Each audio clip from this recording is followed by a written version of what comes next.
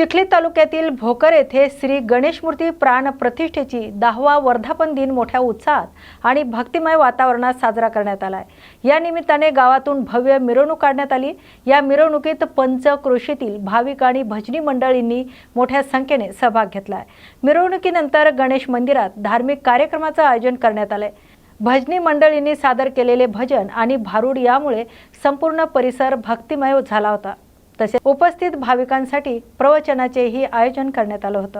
दरम्यान या निमित्ताने मोफत आरोग्य तपासणी शिबिरे आयोजित करण्यात आलेत, तर महाआरतीनंतर उपस्थित भाविकांनी महाप्रसादाचा लाभ घेतला। या सोहळ्यासाठी परिसरातील भाविक मोठ्या संख्येने उपस्थित होते। तुम्ही वारकऱ्यांना टाळमृदंगाचे वाटप करून एका महान परंपरेचा सन्मान केला आहे। चिखली तालुक्यातील वारकरी संप्रदायाला बळकट करण्यासाठी तुमचे भविष्यातील काय नियोजन आहे?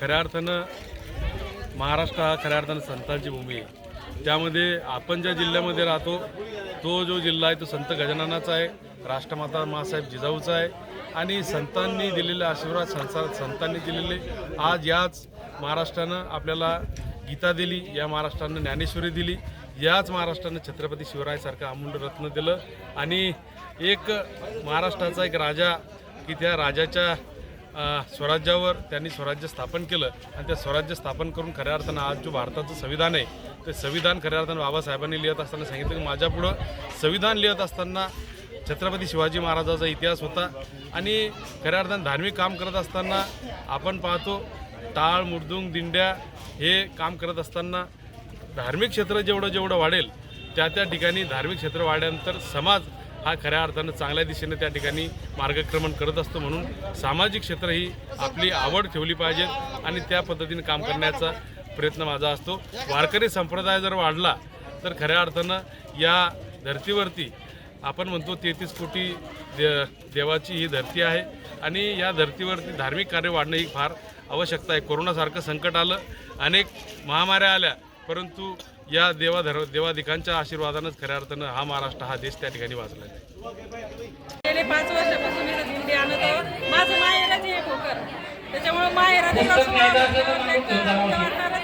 आणि माझं भजनी मंडळाचं नाव तुळजा भवानी भजनी मंडळ माझ्या 12-13 महिला घेऊन मी इथं दरवर्षी येते आणि खूप छान वाटतं आणि कार्यक्रम एकदम मस्त आहे। माझे काका पण लागतात ते। अच्छा, बरं, आज बाबांनी सांगितलेलं आहे छोटंसं मंदिर आहे त्याचा या ठिकाणी उभारणीसाठी या ठिकाणी सगळ्यांनी सहकार्य करावं, त्याबद्दल काय भावना व्यक्त करणार? कारण की माझ्या पण भजनी मंडळाच्या वतीनं मी थोडाफार सहकार्य करणार आणि बाकीच्यांना पण मी प्रोत्साहित करणार आहे की आपल्या मंदिरासाठी काही ना काही देणगी स्वरूपात तुम्ही काहीतरी द्या म्हणून मी पण एक पुस्तक घेऊन चालली आता आणि पुढच्या वर्षी याच्यामध्ये अशी मी त्यांना ग्वाही देते आणि नंदू बाबा इथून पुढच्या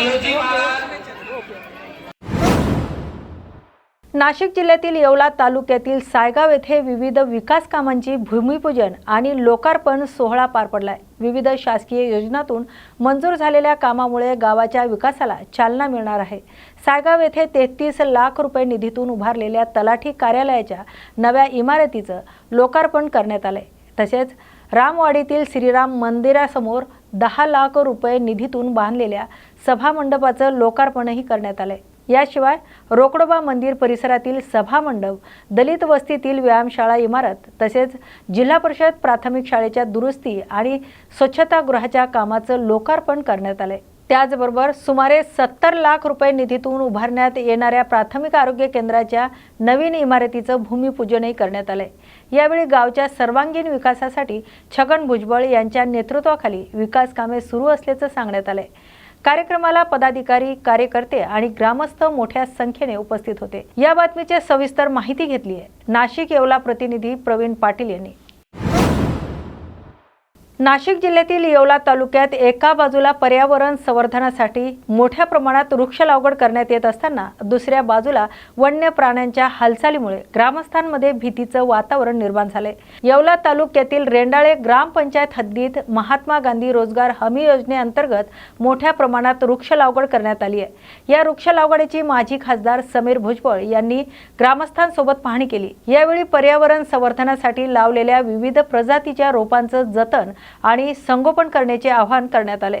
गाव अधिक हरित आणि पर्यावरणपूर्वक करण्यासाठी ग्रामस्थांनी एकत्र येऊन या उपक्रमात सहभाग घ्यावा असंही यावेळी सांगण्यात आले.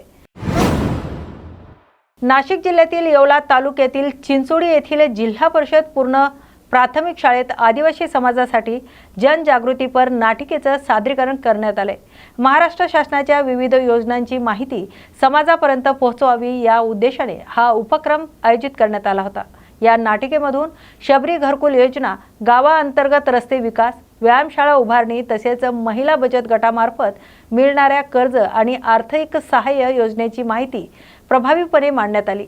विद्यार्थ्यांनी आणि ग्रामस्थांनी या सादरीकरणाला उत्स्फूर्त प्रतिसाद दिलाय. यावेळी विद्यार्थ्यांनी स्वच्छता अभियानाचं महत्त्व पटवून देत गाव आणि परिसर स्वच्छ ठेवण्याचा संदेश देण्यात आलाय. तसेच मुलांनी शिक्षणाकडे लक्ष देऊन मोबाईलच्या अतिवापरापासून दूर राहावे असं आवाहनही नाटिकेच्या माध्यमातून करण्यात आले. कार्यक्रमाला शिक्षक, पालक आणि ग्रामस्थ उपस्थित होते. या बातमीचं सविस्तर माहिती घेतली नाशिक येवला प्रतिनिधी प्रवीण पाटील यांनी. अकोला जिल्ह्यातील तेल्हारा तालुक्यात महसूल विभागाच्या वतीने छत्रपती शिवाजी महाराज महसूल समाधान शिबिर अभियान राबवण्यात येणार आहे. या संदर्भात तहसीलदार कार्यालयात तहसीलदार महेश रामगुंडे यांच्या अध्यक्षतेखाली प्रिंट आणि इलेक्ट्रॉनिक मीडियाची बैठक पार पडली. या अभियानाच्या माध्यमातून ग्रामीण भागातील नागरिक, शेतकरी, विद्यार्थी आणि महिलांचा महसूल विभागाशी संबंधित दैनंदिन अडचणीचे त्वरित निराकरण करण्यावर भर दिला जाणार आहे. तसेच नागरिकांच्या तक्रारीचे जलद निवारण आणि डिजिटल सेवांचा अधिक वापर करून सिग्नल डे सर्व्हिस डिलिव्हरीच्या माध्यमातून सेवा देण्याचं उद्दिष्ट प्रशासनाने ठेवले. या शिबिरामध्ये पंचायत समिती, आरोग्य, कृषी आणि वन विभागासह विविध शासकीय विभागांचे अधिकारी सहभागी होणार असून नागरिकांना विविध योजनांची माहिती आणि लाभ देण्यात येणार आहे.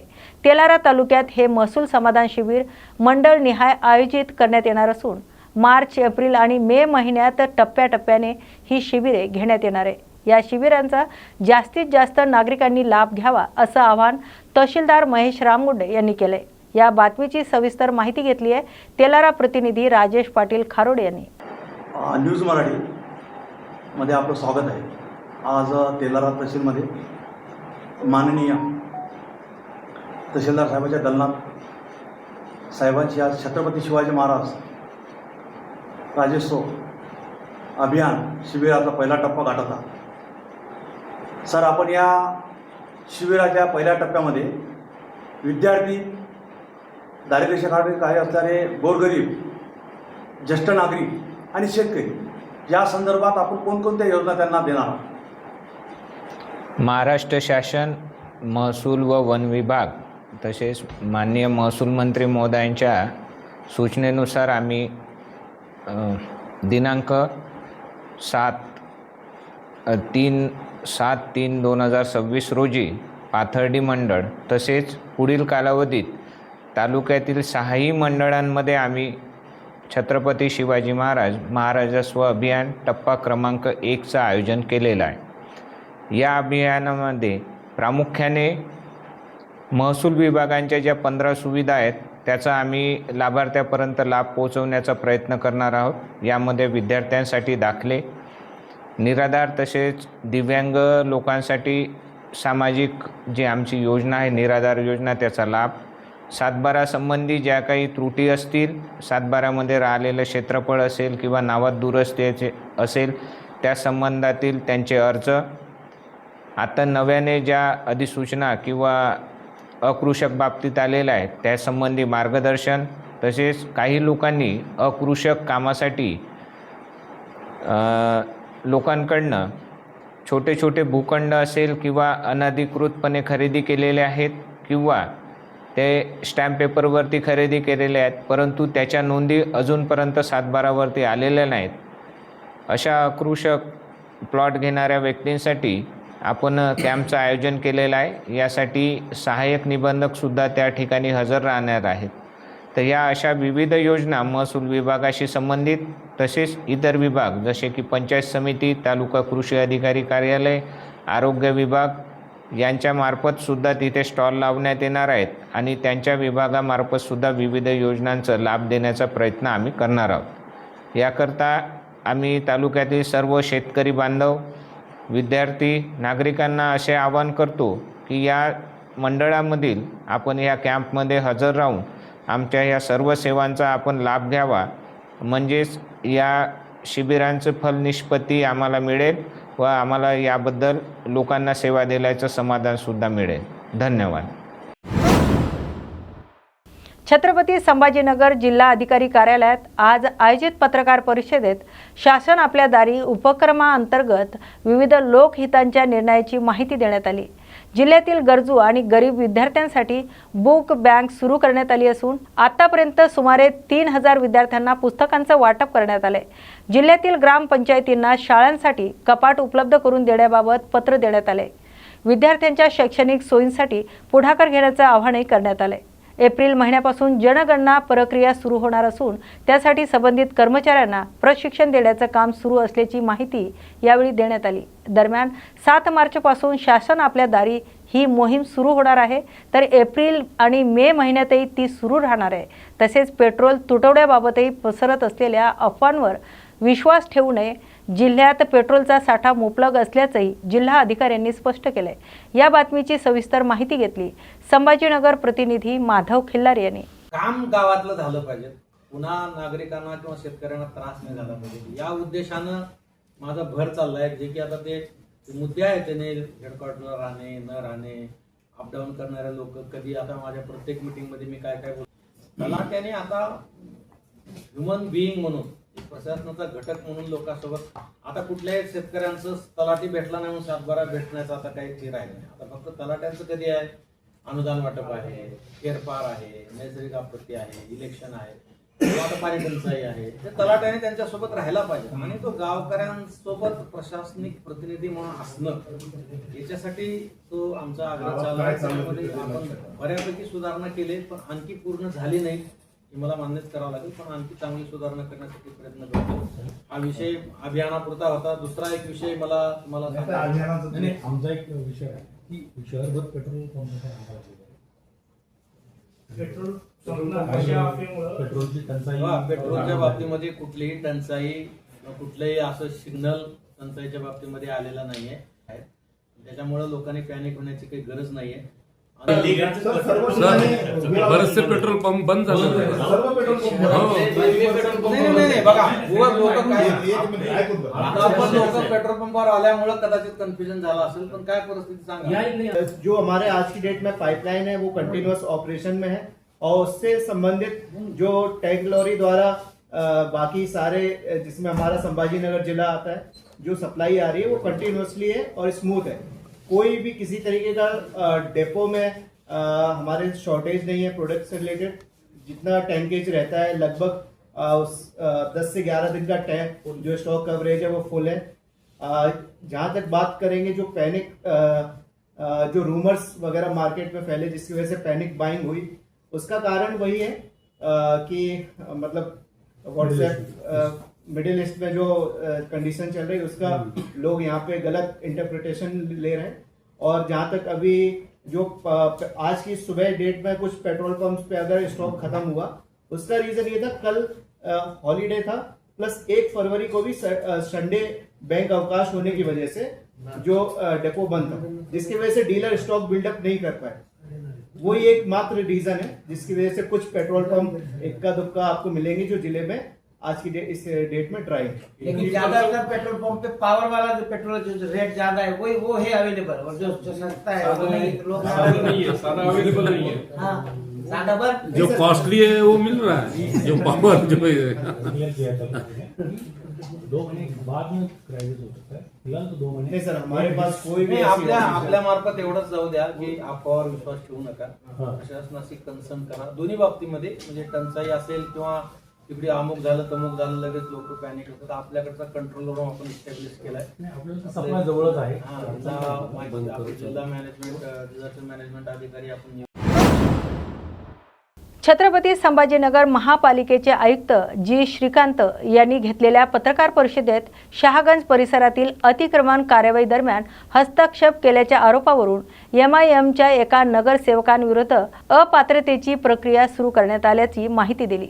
या प्रकरणात व्हिडिओ पुराव्याच्या आधारे संबंधितांवर पोलिसात FIRही दाखल करण्यात आल्या असल्याची त्यांनी स्पष्ट केले. आयुक्तांनी सांगितलंय की महानगरपालिकेच्या अतिक्रमणाविरोधात कार्यवाहीला विरोध करणे किंवा त्यात हस्तक्षेप करणे हा कायद्याने गुन्हा आहे. महानगरपालिकेच्या अतिक्रमणाविरोधी कार्यवाहीला विरोध करणे किंवा त्यात हस्तक्षेप करणे हा कायद्याने गुन्हा आहे. तर महाराष्ट्र महानगरपालिका अधिनियमानुसार अशा प्रकारच्या कृत्यामुळे नगरसेवक पद रद्द होण्याची तरतूद असल्याचंही त्यांनी नमूद केलंय. शहरात अतिक्रमण खपवून घेतलं जाणार नाही आणि कार्यवाहीला अडथळा आणणाऱ्यावर कठोर कार्यवाही केली जाईल असा इशाराही त्यांनी दिलाय. दरम्यान विरोधी पक्षनेते समीर साजिद यांनी हे आरोप फेटाळले आहेत. आम्ही फक्त नागरिकांच्या समस्या ऐकवण्यासाठी घटनास्थळी गेलो होतो आणि आमच्यावर दाखल करण्यात आलेला FIR खोटा असल्याचा दावा त्यांनी केलाय. तसेच शहरातील हातगाडी चालक आणि फेरीवाल्यांसाठी योग्य हॉकर्स झोन तयार करण्याची मागणी त्यांनी प्रशासनाकडे केली आहे. नगरसेवकांवरती गुन्हे दाखल झाले, तुमची काय कारवाई असणार आणि कशी सगळी प्रोसेस असणार? अपात्रतेची कारवाई अशा पद्धतीची माहिती मिळते, पण सध्या या काय प्रोसेस कशी?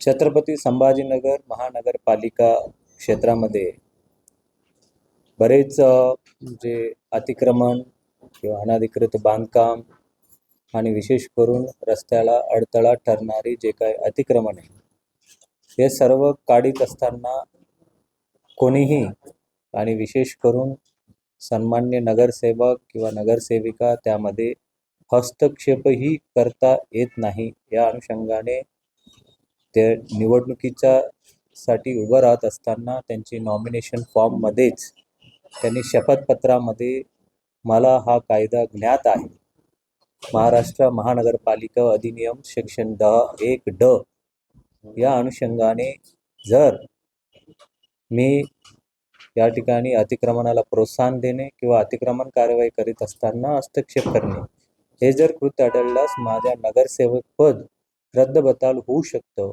हे ज्ञात असताना सुद्धा काही नगरसेवकांनी महानगरपालिकेच्या अतिक्रमण विरोधी कार्यवाहीमध्ये त्यांनी हस्तक्षेप केल्याचा ज्यावेळेला आम्हाला निदर्शनास आला, तसं आमच्या महानगरपालिकेच्या उपायुक्त अतिक्रमण त्यांनी पोलीस स्टेशनमध्ये गुन्हा नोंद करण्यात आलेले आहे. यानंतर त्यांचं रितसर कारवाईच्याही आम्ही सुरुवात करण्यात आलेली आहे आणि सेक्शन 10(1)(ड) महाराष्ट्र महानगरपालिका अधिनियम त्यासोबतच सेक्शन 11, सेक्शन 12 या अनुषंगाने कार्यवाही आम्ही प्रस्तावित करण्यात येणार आहे. कारण सन्माननीय मुख्यमंत्रीही सांगितलेलं आहे की कुठलाही अतिक्रमण आणि कुठलाही अनधिकृत बांधकामाला प्रोत्साहन करता कामा नये. ते कोणीही असो आणि ते length and breadth and width हे जे आहे त्या पद्धतीने अतिक्रमण काढलं पाहिजे आणि त्या ठिकाणी नवीन रस्ता झाला पाहिजे. आणि त्यासोबतच बरेच लोकांना वाहतुकीला खूप अडथळा होतो, म्हणून आपण कारवाई करीत असतो. त्या कारवाईमध्ये काही नगरसेवक पॉझिटिव्हली सांगतात की या ठिकाणी अतिक्रमण काढा, लोकांना त्रास होतो, परंतु काही नगरसेवकांनी त्या ठिकाणी जाऊन हे करणे हे चुकीचं आहे आणि म्हणून त्या कायदेशानुसार कारवाई करण्यात येणार. कुठल्या पक्षाचे सगळे नगरसेवक आहेत? त्यामध्ये MIM पार्टीचे नगरसेवक आहेत, त्यामुळे त्यांच्या विरुद्ध FIR करण्यात आलेले आहे आणि त्या अनुषंगाने पुढील कारवाई त्याप्रमाणे कारवाई केली जाईल. ते कानून कारवाई प्रस्तावित करण्यात आलेले आहे आणि ते आम्ही लवकरात लवकर कारवाई प्रस्तावित करून कायदेशीर प्रक्रिया पूर्ण करून करणार. बेसिक कारवाईला सुरुवात झाली समजा. हां, ते FIR itself is an evidence, कारण स्वतः त्यामध्ये ते एव्हिडन्स रील बनवून एव्हिडन्स दिलेले आहेत. त्यांचा समाजाची ही कारवाई आहे किती दिवस चालते आणि किती दिवसाच्या निर्णय घेणं अपेक्षित असतं? नाही, त्यामध्ये ते कायदेशीर प्रक्रियामध्ये सेक्शन 10(1)(ड) आणि त्यानंतर मग कॉर्पोरेशनला म्हणजे ते जनरल बॉडीला आम्ही प्रस्तावित करीत असतो आणि त्यानंतर मग कॉर्पोरेशन निर्णय घेऊन ते पुढील कारवाई करतात. हा व्हिडिओ प्रूफच आहे ना. व्हिडिओ प्रूफच्या अनुषंगानेच आपण FIR करण्यात आले. त्यामध्ये सरळ आपण बघताय काही 5-10 गेले तरी चालेल म्हणून सांगतायत, परंतु आमच्या अजिबात इच्छा नव्हती आमच्या सन्मान्य नगरसेवकांविरुद्ध आम्ही कारवाई करणे, परंतु तो तसा प्रसंग घडून आणले म्हणून ते कारवाई पुढे करते. सर, परंतु त्यांचं असं मत आहे की अधिकारी कुठेतरी नगरसेवकांचा कार्यक्रमात त्रास देतात असं त्यांचा आरोप आहे. ते माझ्याकडे पण ते शिष्टमंडळामध्ये सांगितले नगरसेवकाच्या ऐकून आम्ही कारवाई करतो.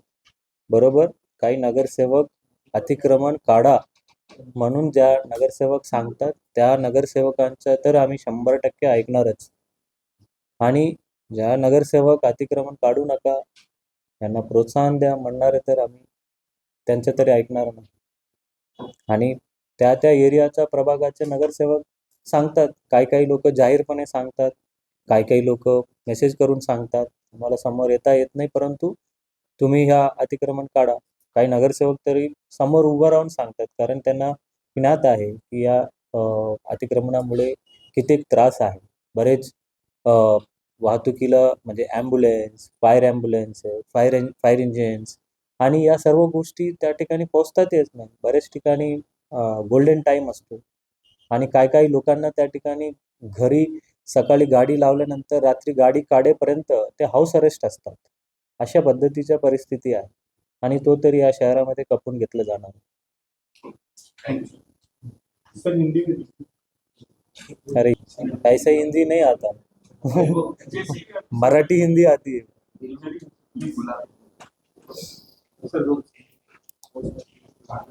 महाराष्ट्र महानगरपालिका अधिनियम सेक्शन 10 सेक्शन 10 एक ड के इसके अनुसार जब कोई भी नगर सेवक अपना निवडणूक के लिए पर्ची भरता है उसमें वो शपथ पत्र देना पड़ता है कि वो मुझे ये कायदे का एक ज्ञात है और इसके तहत अगर मैं कोई भी चीज़ फॉलो नहीं करूँगा तो मेरा नगर सेवक पद जा सकती है, मैं डिस्क्वालीफाई हो सकता हूँ. ये ज्ञात रहने के बावजूद कुछ नगर सेवक सम्मानीय नगर सेवक हमारे जो कॉरपोरेशन के हैं तो हमारे अतिक्रमण विभाग की कार्यवाही में उन्होंने बाधा डाली. हमारे इस बाधा डालने की वजह से डिपार्टमेंट ने उन्होंने गुनाह नोंद कर दी और उस गुने में के अनुसार कुछ नगर सेवक का कहना है उस कार्यवाही में हम नहीं थे, वो भी हम जांच पड़ताल नहीं कर रहे. लेकिन जो भी होंगे और वो पुलिस भी अपना पैरेलल इन्वेस्टिगेशन करेगी. लेकिन हमारे पास वीडियो एविडेंस प्रूफ है जो कि पूरा महाराष्ट्र के पास हो गई उन्होंने, क्योंकि खुद ही उन्होंने एविडेंस बना के डाले हैं. तो इसके अनुसार आगे की जो कार्यवाही है कायदेशीर कार्यवाही सेक्शन 10 सेक्शन 11 सेक्शन 12 इसके अनुसार हम कार्यवाही प्रस्तावित करेंगे. कौन सी पार्टी के ये सदस्य ये सभी कितने लोग हैं और क्या है? ये सभी सदस्य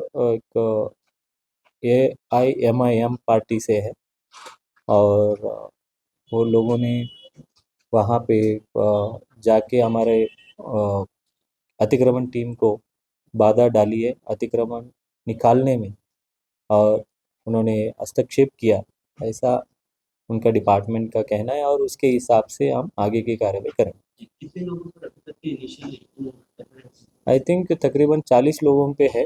उसमें कितने नगर सेवक हैं और कितने नगर सेवक नहीं हैं और कौन से नगर सेवक उनकी डिपेंडेंट हैं और कुछ नगर सेवक का उनका भाई है, कुछ पति हैं, कुछ बेटा है. तो वो हम उसका चौकसी कर रहे हैं और जो 40 लोगों के ऊपर तो पैरेलली पुलिस इन्वेस्टिगेशन तो कर ही रही है.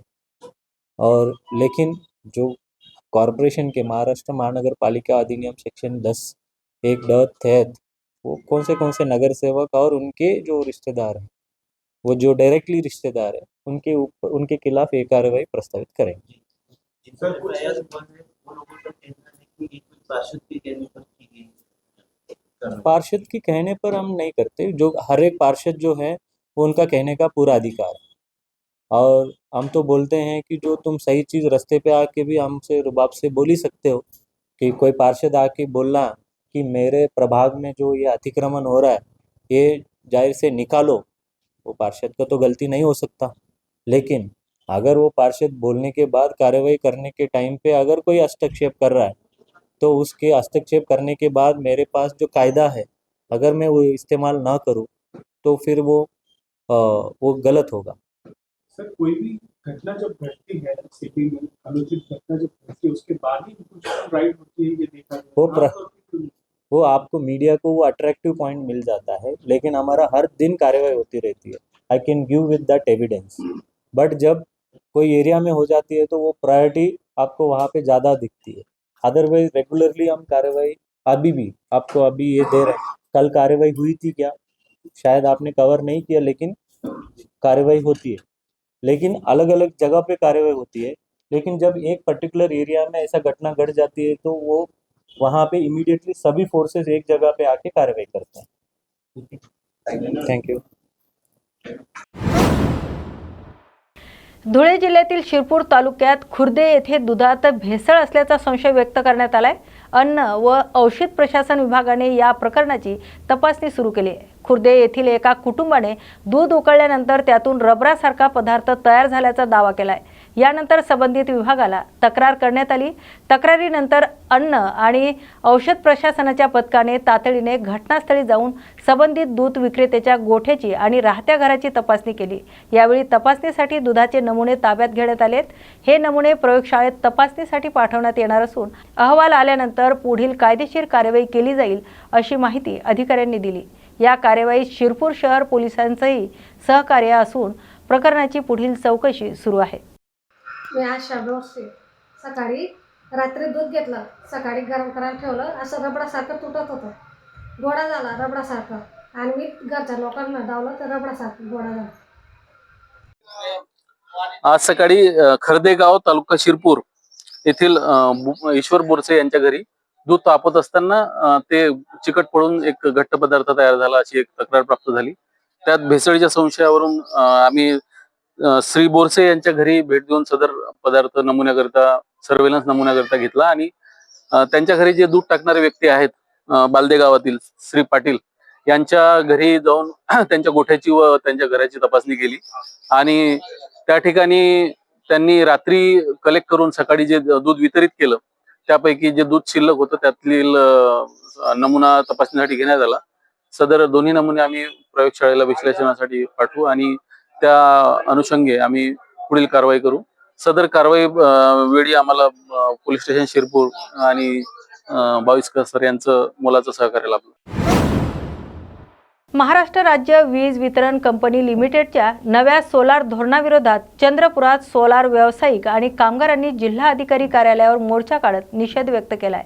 ऑल इंडिया रिन्युएबल एनर्जी असोसिएशनच्या नेतृत्वाखाली हा मोर्चा काढण्यात आलाय। मोर्चाकारांचा आरोप आहे की 13 फेब्रुवारीपासून पंतप्रधान सूर्यघर योजनेअंतर्गत सोलार क्षमतेवर मर्यादा घालण्यात आली आहे। नव्या नियमानुसार ग्राहकांना मागील 12 महिन्याच्या सरासरी वीज वापरावर आधारित सोलार क्षमता मंजूर केली जात आहे। पूर्वी ग्राहकांना भविष्यातील गरजेनुसार सोलार क्षमता निवडण्याची मुभा होती, मात्र अचानक झालेल्या या बदलामुळे अनेक ग्राहकांचं आधीच बुक झालेलं सोलार प्रकल्प अडचणीत आल्याचा आरोप आंदोलनकर्त्यांनी केलाय। दरम्यान शासनाने हा निर्णय मागे घ्यावा, अन्यथा राज्यभर तीव्र आंदोलन छेडलं जाईल असा इशाराही सोलार व्यावसायिकाच्या वतीने देण्यात आलाय। हो, आज मोठ्या प्रमाणात मोर्चा काढण्यात आला। काय मागणी आहे, कशासाठी मोर्चा काढण्यात आला? हा मोर्चा आम्ही काढलेला आहे महावितरणच्या विरोधामध्ये आणि हा मोर्चा आम्ही काढला आहे ग्राहकांच्या हक्कांसाठी।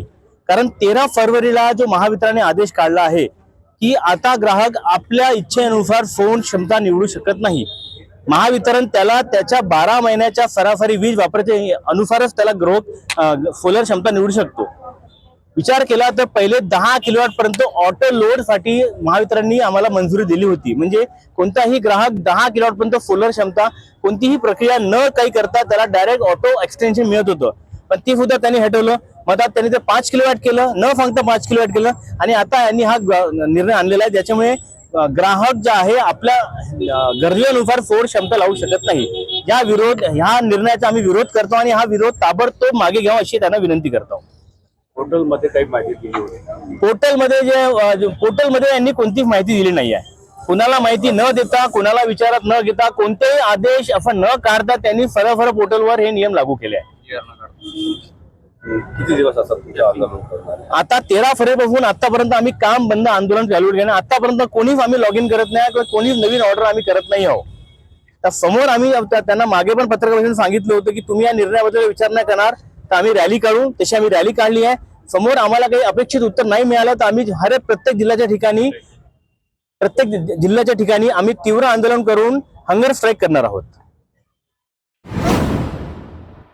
केंद्रीय मंत्री रामदास आठवले यांनी राज्यसभेच्या उमेदवारीबाबत महत्त्वपूर्ण वक्तव्य केले. राज्यसभेची संधी मिळाली नसती तर आपण राष्ट्रीय लोकशाही आघाडी म्हणजेच NDA सोबतच काम करत राहिलो असतो, असं आपण देवेंद्र फडणवीस यांना सांगितल्याचं आठवले यांनी म्हटलंय. आठवले म्हणाले की NDA सरकारसोबत आपले राजकीय संबंध कायम राहतील आणि देशाचं तसेच राज्याच्या विकासासाठी आपण एकत्रितपणे काम करत राहू. राज्यसभेची उमेदवारी मिळाल्याबद्दल त्यांनी पंतप्रधान नरेंद्र मोदी, गृहमंत्री अमित शहा आणि राज्यातील नेतृत्वाचे आभार मानले. दरम्यान राज्यसभा निवडणुकीच्या पार्श्वभूमीवर राज्यातील राजकीय हालचालींना वेग आला असून विविध पक्षांकडून उमेदवारी जाहीर केली जाते. बरोबर RPI मर्ज झाले का? नाही आता RPI मर्ज होण्याचा विषय येत नाही आहे. RPI ही स्वतंत्र पक्ष आहे आणि RPIचा BJP सोबत अलायन्स आहे. RPI हा पक्ष NDA मध्ये आहे. त्यामुळं भाजपच्या कोट्यातून जर माझं नाव जाहीर झालेलं असलं तरी भाजपच्या आमदारांच्या पाठबळावर मी निवडून येणार आहे आणि भाजपने मला तिकीट दिल्याशिवाय म्हणजे भाजपने माझं नाव त्यांच्या यादीत घेतल्याशिवाय मला ते आमदार निवडून देणार नाही. त्यामुळं आणि भाजपसोबत मित्रपक्ष म्हणून मी आहे. 2014 पासून मी भाजपसोबत आहे आणि मला पण मग NDAचा एक मित्रपक्ष म्हणून सुद्धा RPIचा उल्लेख करून भाजपने ती यादी दिली असती तरी सुद्धा चाललं असतं. मग तसं का गेलं नाही? तुम्ही त्याच्यासाठीचा आग्रह का धरला नाही? ज्या पद्धतीने तुम्ही स्वाभिमानी बाणा हा विधानसभेमध्ये महानगरपालिकेच्या निवडणुकीमध्ये दाखवला तसा तो आत्ता का दाखवला नाही? नाही दाखवण्याचा विषय नाही. म्हणजे आता RPI म्हणून आता त्यांनी त्यांच्या यादीमध्ये जरी माझं नाव आलेलं असलं तरी सगळ्या देशाला माहित आहे की मी RPIचा आहे आणि याच्या अगोदर 2 वेळेला भाजपच्या यादीमध्येच माझं नाव असं झालं होतं. पण मी रिपब्लिकन पक्षाचा AB फॉर्म लावून मी फॉर्म भरलेला होता. आज कसा तुम्ही फॉर्म भरलेला आहे?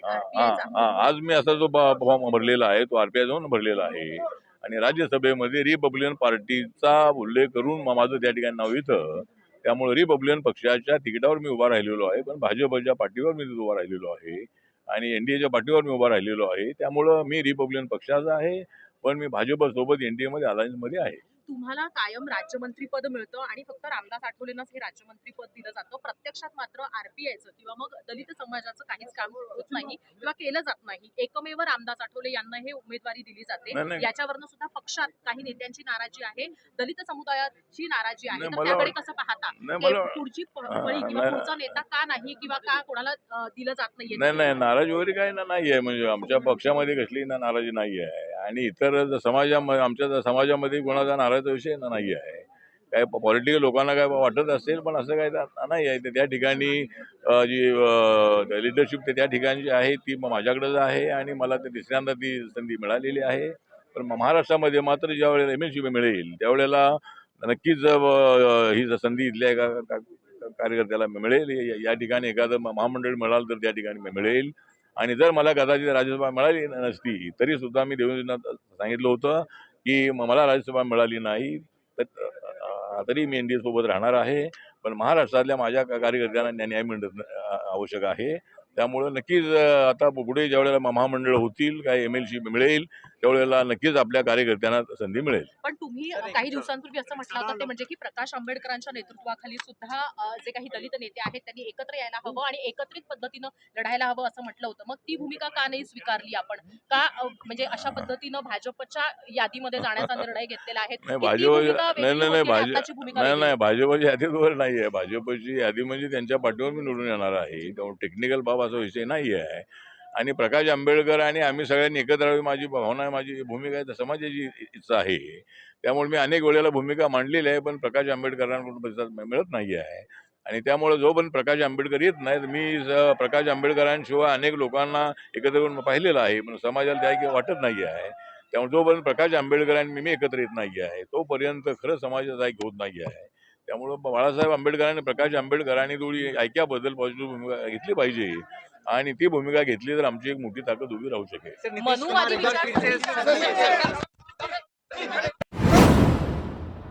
नागपुरात पशुसंवर्धन विभागातील कर्मचाऱ्यांनी विविध मागण्यांसाठी जिल्हाधिकारी कार्यालयात काळ्या फिती बांधून निषेध आंदोलन केले. विभागातील रिक्त पदे तातडीने भरावीत या प्रमुख मागणीसाठी हे आंदोलन करण्यात आले. कर्मचाऱ्यांचं म्हणणं आहे की भरती प्रक्रिया रखडल्यामुळे विद्यमान कर्मचाऱ्यांवर अतिरिक्त कामाचा ताण वाढतोय. अनेक ठिकाणी इंटरनेट सुविधा उपलब्ध नसल्याने मोबाईलवरूनच काम करावं लागत असून त्यामुळे अडचणी निर्माण होत असल्याच्या तक्रारी करण्यात आल्यात. तसेच पशुवैद्यकीय दवाखान्याचं वेळापत्रक पूर्वीप्रमाणे सकाळी 9 ते सायंकाळी 4:30 करण्याची मागणी कर्मचाऱ्यांनी केली. 24 तास सेवा देण्यासाठी आवश्यक त्या संख्येने अधिकारी आणि कर्मचाऱ्यांची भरती करावी. तसेच विभागातील इतर प्रलंबित मागण्यांकडेही प्रशासनाने लक्ष द्यावे अशी मागणी आंदोलकांनी केली आहे. स्वप्नील सोनोने, मी महाराष्ट्र राज्य राजपत्रित पशुवैद्यकीय संघटना उपाध्यक्ष आहे. आज आम्ही इथे उपस्थित झालो आहे ते आमच्या जे काही अन्यायकारक आमच्यावर जे काही पशुसंवर्धन विभागाबाबत जे काही शासन निर्णय निघाले आहेत त्याचा निषेध करण्याकरिता आम्ही ते सगळे उपस्थित झालेलो आहोत. आदरणीय जिल्हाधिकारी साहेबांना आम्ही आमचे निवेदन सादर करणार आहोत. याच्यामध्ये 10/10/2024ला आपल्या शासन निर्णयामध्ये आपल्या पूर्ण डिपार्टमेंटची पुनर्रचना झाली होती आणि ज्याच्यामध्ये बरेचसे नवीन पदनिर्मिती झाली होती. पण आज 1.25 वर्ष 1.5 वर्ष होऊनसुद्धा त्या पदांची कुठल्याही प्रकारची भरती नाही झाली आणि त्यामुळे आज काय झालं की जो की आमचे पशुवैद्यकीय अधिकारी फील्डवर काम करत आहेत त्यांच्यावरती अतिरिक्त कार्यभारचा ताण आहे. नॉन टेक्निकल वर्क NDLM एंट्रीजसारख्या नॉन टेक्निकल कामचं वर्कलोड आहे आणि ते काम न करत असल्यामुळे आमच्या लोकांवर दबाव देऊन आमच्यावरती अन्याय करण्यात येतो. तसेच आज आमचे जे काही पशुवैद्यकीय अधिकारी आहे जे 5.5 वर्षाचा BBScचा डिग्रीचा कोर्स करून काही जे अधिकारी आहेत मोस्टली ते पोस्ट ग्रॅज्युएशन 2 वर्षाचं करून काही अधिकारी जे 3 वर्षाची PhD करून सुद्धा या डिपार्टमेंटमध्ये आहेत. पण आमचं एकमेव डिपार्टमेंट असं आहे की आमचा क्लास 1 अधिकारी असूनसुद्धा कुठल्याही प्रकारचं आम्हाला वाहन नाही, सुखसुविधा नाही आहे किंवा इंटरनेट, मोबाईल, लॅपटॉपसारख्या सुविधा नसून आमच्या वैयक्तिक मोबाईलवरून आम्हाला ह्या सगळ्या एंट्री करण्यात भाग पडल्या जातं. तसेच जे काही आपल्या महिला भगिनी आहेत ज्या काम करतात अशा ठिकाणी त्यांच्या बेसिक ज्या सुखसुविधा टॉयलेटसारख्या आहेत ह्यासुद्धा उपलब्ध नाही. याच्यावरसुद्धा वारंवार आम्ही मागणी करूनसुद्धा कुठल्याही प्रकारची कार्यवाही होत नाही. तर आज आम्ही ह्या सगळ्या आमच्या ज्या काही मागण्या आहेत तसंच बायोमेट्रिकसारख्या ज्या याची अटेंडन्स लावण्याकरिता आमच्यावरती दबाव टाकण्यात येत आहे. कारण आम्ही जे फील्डवर काम करणारे अहोरात्र काम करणारे लोक आहोत. आम्ही कधी वेळेचं बंधन पाळत नाही. रात्री बेरात्री लोकांना पशुशी रिलेटेड जे काही सेवा असतात ते आम्ही देत असतो. अशा वेळेस आम्हाला त्या बायोमेट्रिक आणि वेळेच्या बंधनामध्ये बांधून आम्ही एकाच टायमाला तिथे दवाखान्यात उपचार हजर राहावं अशी शासनाची अपेक्षा असताना पण आम्हाला जर फील्डवर जायची वेळ पडली तर अशा वेळेस मग आम्ही तिथे गैरहजर दिसणार आहे. याचासुद्धा आम्ही निषेध करतो. तसेच जे आता नवीन वेळ बदली बाबत जो शासन निर्णय निघाला आहे त्याच्यामध्ये जर आपण वेळेचा कॅल्क्युलेट केला 8 ते 5 पर्यंत आम्हाला दवाखान्यामध्ये काम करण्यासाठी सांगितलं आलं. जर तुम्ही पूर्ण तासांचं कॅल्क्युलेशन केलं तर जवळपास 50 तास हा कामकाजाचा वेळ येतो. हा कुठल्याही मानवतेच्या दृष्टिकोनातून आमच्या इथे संयुक्ती नाही आहे. कारण इतर कुठल्या ऑफिसला गेलं तुम्ही 42-43 तासच काम करायचं असतं पण आमच्याकडे 50 तासात. तर या सगळ्या गोष्टींचा आम्ही निषेध करतो आहे. कोल्हापूर शहरातील नागरिकांच्या समस्या थेट ऐकून घेण्यासाठी महापौर रूपाराणी निकम यांनी जनता दरबार हा उपक्रम सुरू केलाय. महानगरपालिकेच्या चौकात आयोजित करण्यात आलेल्या या उपक्रमाला नागरिकांचा उत्स्फूर्त प्रतिसाद मिळालाय. यावेळी नागरिकांनी शहरातील विविध नागरी समस्या महापौरांसमोर मांडत त्या तातडीने सोडवण्याची मागणी केली. नागरिकांचं म्हणणं ऐकून घेत महापौर रूपाराणी निकम यांनी संबंधित विभागांना समस्यावर तातडीने कार्यवाही करण्याच्या सूचना दिल्यात. तसेच जनता दरबारात मांडण्यात आलेल्या प्रश्नावर 15 दिवसाच्या आत तोडगा काढण्याचे निर्देश प्रशासनाला देण्यात आले असल्याची माहिती महापौरांनी दिली. प्रश्नांचा भडीमार होतो याचा अर्थ लोकांचा माझ्यावरती विश्वास आहे आणि या विश्वासाला नक्कीच मी तडा देऊ जाणार नाही याची काळजी मात्र नक्की घेणार आहे आणि या अनुषंगाने प्रशासनाच्या मदतीने लवकरात लवकर सोल्युशन काढणारच आहे. आणि याचाच एक भाग म्हणून खूप सारे प्रश्न काही कॉमन आहेत म्हणजे ज्याच्यामध्ये कोल्हापूर शहराची स्वच्छता असेल, पाणी विभाग असेल, ड्रेनेज विभाग असेल, तर त्या अनुषंगाने दर महिन्याच्या शेवटच्या रविवारी सर्वच हेल्पिंग हँड संस्था, काही तालमी यांच्या मदतीने प्रशासन आणि सर्व नगरसेवक यांच्या मदतीने आपण दर महिन्याला स्वच्छता मोहीम घेणार आहोत. आणि त्याच्यामध्ये नाविन्य असं असणार आहे, मेन रस्ते आणि साईड पट्ट्या वगैरे तर असतील, परंतु अशी काही कोल्हापूर शहराला ऐतिहासिक वारसा असणारी स्थळं आहेत की जे कोल्हापूर शहरातली ती सगळी स्थळं मी आता ते सर्च करून कोल्हापूर प्रेक्षणीय स्थळांची साफसफाई आणि स्वच्छता मोहीम अशा पद्धतीचं सुद्धा येणाऱ्या लवकरच्याच काळामध्ये आपण एक उपक्रम घेणार आहोत. आणि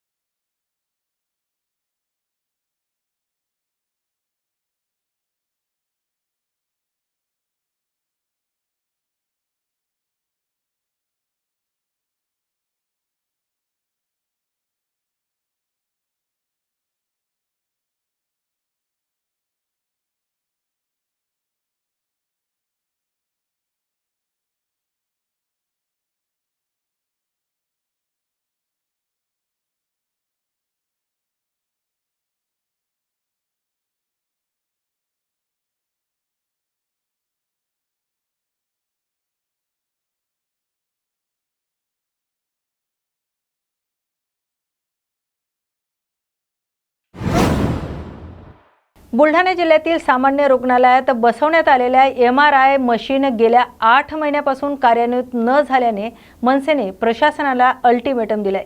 जिल्ह्यातील सर्वसामान्य रुग्णांना MRI तपासणीसाठी दिलासा मिळावा या उद्देशाने अत्याधुनिक तंत्रज्ञानाने सुसज्ज अशी ही मशीन उपलब्ध करून देण्यात आली आहे. मात्र विविध तांत्रिक कारणे आणि शासकीय प्रक्रियेमुळे या MRI युनिटचे लोकार्पण अद्यापही रखडलं असल्याचं आरोप करण्यात आले. त्यामुळे अनेक रुग्णांना खासगी रुग्णालयात महागडी तपासणी करावी लागत असल्याची तक्रारी व्यक्त करण्यात आली आहे.